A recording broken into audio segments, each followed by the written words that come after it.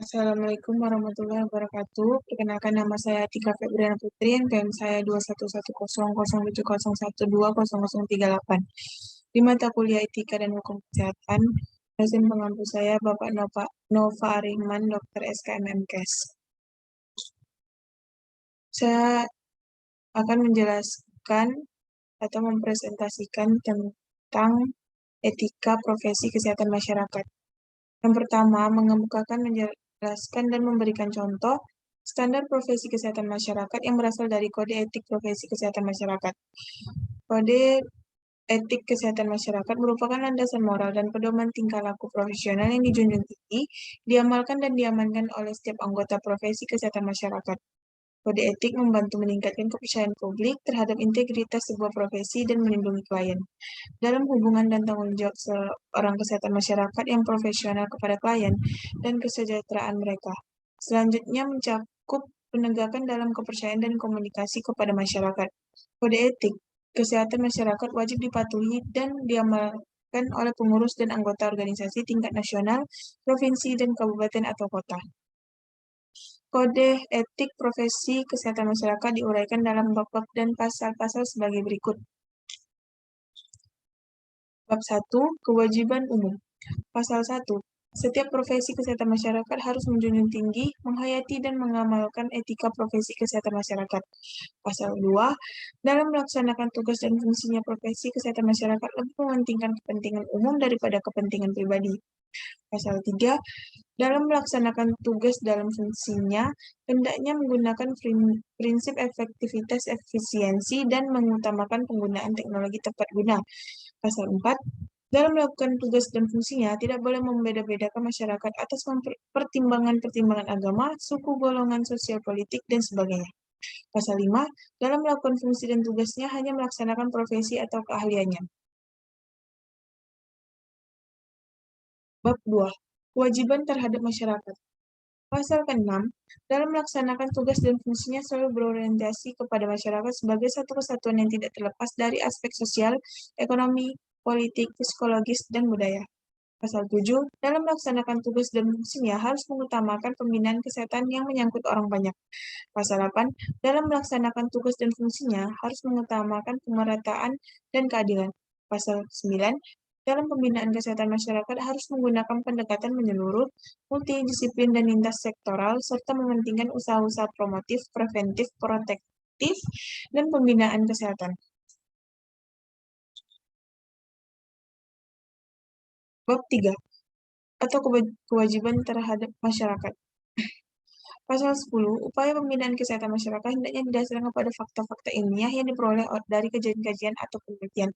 Pasal 11, dalam pembinaan kesehatan masyarakat hendaknya mendasarkan kepada prosedur dan langkah-langkah yang profesional yang telah diuji melalui kajian-kajian ilmiah. Pasal 12, dalam menjalankan tugas dan fungsinya harus bertanggung jawab dalam melindungi, memelihara, dan meningkatkan kesehatan penduduk. Pasal 13, dalam menjalankan tugas dan fungsinya harus berdasarkan antisipasi ke depan, baik yang menyangkut masalah kesehatan maupun masalah lain yang berhubungan atau mempengaruhi kesehatan penduduk.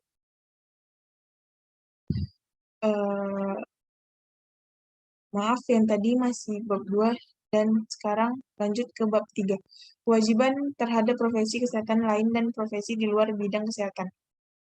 Pasal 14, dalam melakukan tugas dan fungsinya harus bekerja sama dalam saling menghormati dengan anggota profesi lain, tanpa dipengaruhi oleh pertimbangan-pertimbangan keyakinan, agama, suku, golongan, dan sebagainya. Pasal 15, dalam melakukan tugas dan fungsi yang bersama-sama dengan profesi lain, hendaknya berpegang pada prinsip-prinsip kemitraan, kepemimpinan, pengambilan prakarsa, dan kepeloporan. Bab 4. Kewajiban terhadap profesi. Pasal 16, ahli kesehatan masyarakat hendaknya bersikap proaktif dan tidak menunggu dalam mengatasi masalah. Pasal 17, ahli kesehatan masyarakat hendaknya senantiasa memelihara dan meningkatkan profesi kesehatan masyarakat. Pasal 18, ahli kesehatan masyarakat hendaknya senantiasa berkomunikasi, membagi pengalaman, dan saling membantu di antara anggota profesi kesehatan masyarakat. Bab kelima, kewajiban terhadap diri sendiri. Pasal 19. Profesi kesehatan masyarakat harus memelihara kesehatannya agar dapat melaksanakan tugas profesinya dengan baik. Pasal 20. Ahli kesehatan masyarakat senantiasa berusaha untuk meningkatkan pengetahuan dan keterampilannya sesuai dengan perkembangan ilmu pengetahuan dan teknologi. Bab 6 atau penutup. Pasal 21, setiap anggota profesi kesehatan masyarakat dalam melaksanakan tugasnya sehari-hari harus berusaha dengan sungguh-sungguh memegang teguh kode etik kesehatan masyarakat Indonesia ini. Contohnya, yang pertama, pengaruh jabatan. Seorang kepala puskesmas memiliki anggota keluarga yang sedang sakit sehingga membutuhkan pelayanan kesehatan di puskesmas tersebut. Pasien tersebut mendapat pelayanan kesehatan dengan segera tanpa harus menunggu giliran. Yang kedua, pengaruh konsumerisme. Seorang dosen program studi kesehatan masyarakat memiliki gaji yang cukup untuk memenuhi kebutuhannya. Namun, ia ingin mendapatkan uang tambahan untuk memenuhi kebutuhan hiburannya, sehingga ia menawarkan polusi dengan mahasiswa yang diujinya. Jika mahasiswa tersebut ingin lulus dengan nilai A, maka ia harus bersedia memberikan imbalan berupa uang. Jika mahasiswa tersebut menolak, maka daftar nilai dan kertas ujian akan ditahan oleh dosen. Yang ketiga, karena lemahnya iman. Seseorang yang menjabat sebagai kepala rumah sakit melakukan tindakan kriminal seperti penggelapan uang. Hal ini terjadi karena ia memiliki iman yang lemah sehingga mudah tergoda untuk melakukan tindakan tersebut demi mendapatkan keuntungan yang besar. Yang kedua, saya akan menjelaskan dan memberikan contoh perlunya standar profesi bagi profesi kesehatan masyarakat. Standar profesi adalah niat atau iktikat baik dokter yang didasari etika profesinya, ditolak dan suatu tolak ukur yang disepakati bersama oleh kalangan pendukung profesi. Wewenang untuk menentukan hal-hal yang dapat dilakukan dan yang tidak dapat dilakukan dalam suatu kegiatan profesi merupakan tanggung jawab profesi itu sendiri. Perlunya standar profesi bagi profesi kesehatan masyarakat yaitu, yang pertama, untuk melindungi masyarakat atau pasien dan praktek yang tidak sesuai dengan standar profesi medis. Yang kedua, untuk melindungi profesi dan tuntunan masyarakat yang tidak wajar. Yang ketiga, sebagai pedoman dalam pengawasan pembinaan dan peningkatan untuk pelayanan kedokteran. Tanpa adanya kode etik, maka akan berakibat pada keselamatan nyawa dari seorang pasien.